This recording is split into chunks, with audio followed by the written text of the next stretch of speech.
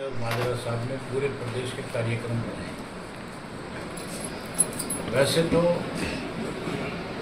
हमारे जो पार्टी के संगठन के लोग हैं वो सब इसकी तैयारी में लगे हुए हैं, लेकिन हमारी जिम्मेवारी है कि हम जाकर के सबको निमंत्रण दे देते हैं।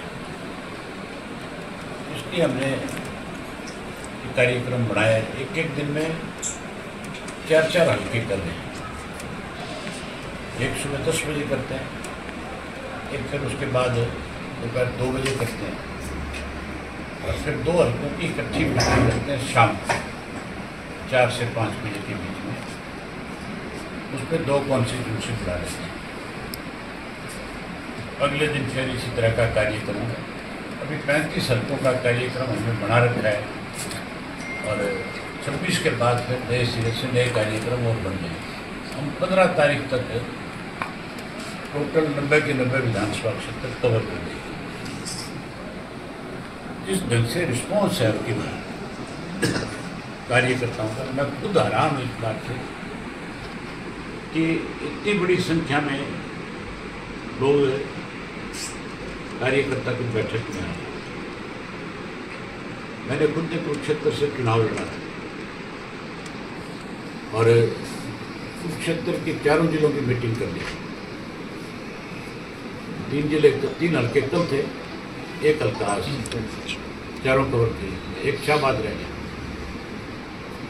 उनमें इतनी बड़ी संख्या में लोग आए थे। हर मीटिंग में कहीं 500, कहीं 700, कहीं 1000। विभाग की मीटिंग में तो 1200 से भी ज़्यादा कार्यकर्ता शामिल थे। मैं उनसे कह रहा था, मैं बोला कि चुनाव में तुम सारे इकट्ठे होकर के मेरी मदद में लग जाते तो नतीजे कुछ और होने थे। उस वक्त लोगों में एक गलतफहमी थी कि कांग्रेस पार्टी भाजपा को सत्ता से बाहर कर सकती। अब आम आदमी को ये बात समझ में आ गई कि कांग्रेस पार्टी ने ही भाजपा का राज बनाया। हमें बी टीम कहते थे, लेकिन अंदर खाने मिले हुए थे, एक दूसरे की मदद कर रहे थे। अब वो उजागर होगी सारी चीज़ें। अब इसलिए लोगों ने नए सिरे से मन बनाना शुरू कर दिया कि हम फिर से चौधरी देवीलाल की नीतियों को बढ़ाएंगे और फाइनली को मजबूत करेंगे। उसी का नतीजा है कि जहाँ हम उम्मीद करते थे 100 कार्यकर्ता मिलेंगे, 200 मिलेंगे, वहाँ 500 की संख्या में लोग मिल गए। और हुड्डा का जो इस चुनाव में रवैया था और जिस ढंग से टिकटों का वितरण उसने करवाया था, अब वो चीज़ें सारी साफ और स्पष्ट हो चुकी हैं। अब तो पीछे के वीडियो वायरल हुआ था, आपने देखा होगा। हुड्डा के घर गया था चीफ मिनिस्टर बैठने के लिए। हुड्डा जी की भाभी की डेथ हुई थी, तो वहाँ उसने चीफ मिनिस्टर ने हुड्डा कार उसके छोरे हाथ पकड़ के कहा था, थारी मेहरबानी है जो आज मुख्यमंत्री के पद पर बैठे। और ये वीडियो वायरल हुई थी, और वो दोनों उसको उस बात को स्वीकार कर रहे हैं कि हाँ भाई ठीक है।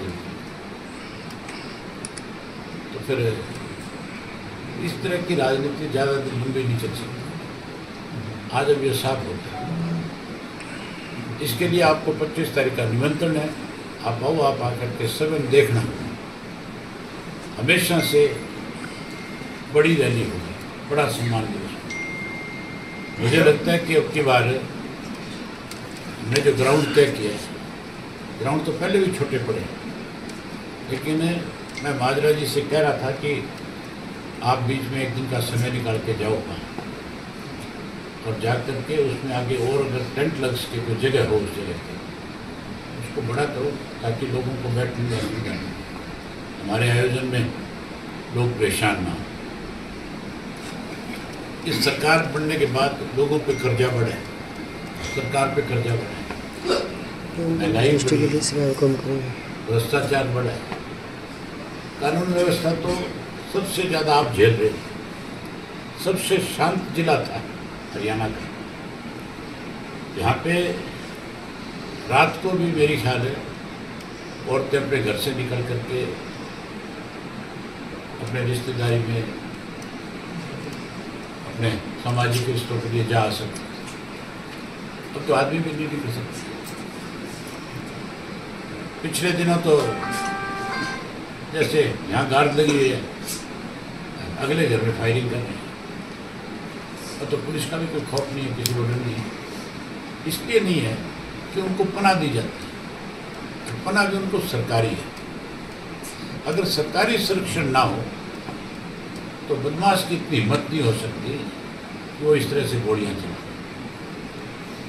कि बदमाश तो एक दिन में प्रदेश छोड़ के जा सकता है, लेकिन मान के चलो इनको पूर्ण रूप से सरकार की पनाह है। बिहार से भी ज़्यादा बुरी हालत है, यूपी से भी ज़्यादा बुरी हालत है। वहाँ तो सुधार हो गया और यहाँ ये सारी चीज़ें बढ़ गई। नशे का कारोबार बढ़ गया।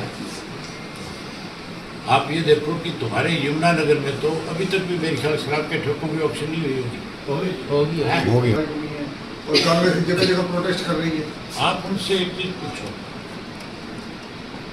कांग्रेस तो चोरी का इल्जाम लगा रही है, हो सकता है कोई चोरी करी होगी, लेकिन आज जो कांग्रेस के एमएलए वो बीजेपी के मंच पे जाते हैं, चीफ मिनिस्टर के मंच पे जाते हैं, और वहाँ जाकर के सीएम की बढ़ाई करते हैं।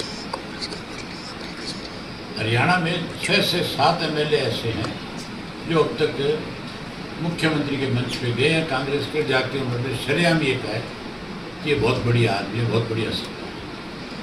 तो सरकार किसने बढ़ाई? हमने तो इनके खिलाफ वोट मांगे थे, इन्होंने खिलाफ वोट मांगे और बढ़ाई कर रहे हैं, नहीं कर रहे हैं।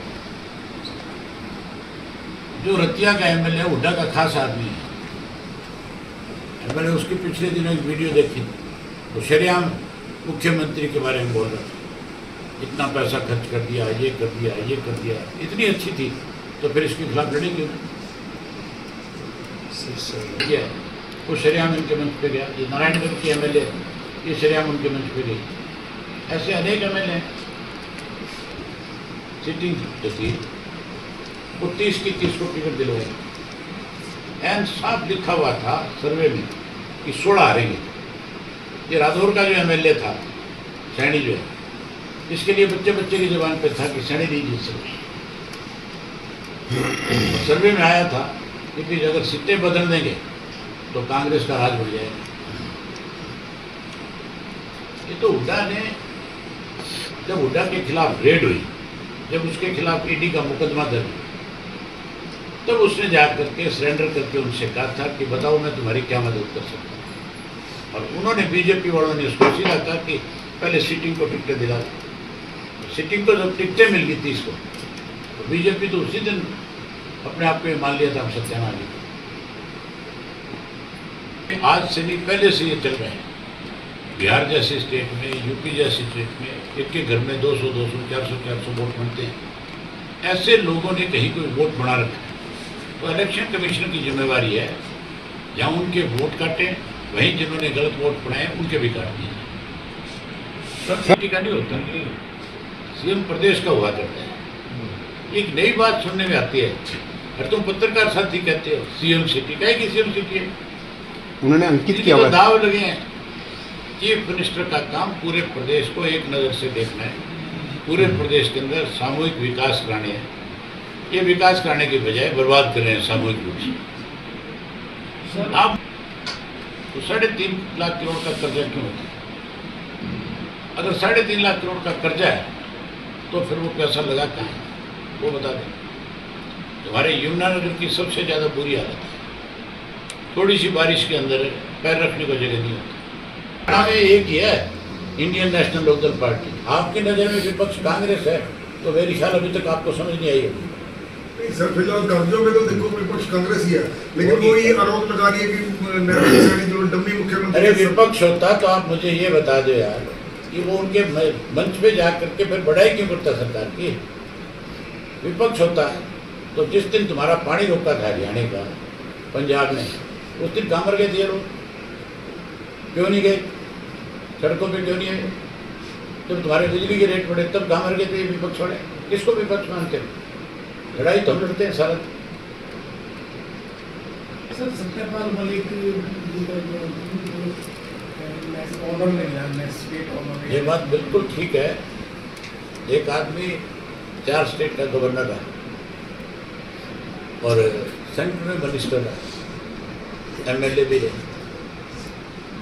अगर उनको आप राष्ट्रीय सम्मान नहीं दोगे, नेशनल एंथम के साथ उसकी विदाई नहीं करोगे, तो उसका अपमान है। वो उसका अपमान नहीं, ये सरकार का अपमान है। दिल्ली सरकार की जिम्मेवारी बनती थी, केंद्र की सरकार की जिम्मेवारी बनती थी, उनको सम्मान देना चाहिए।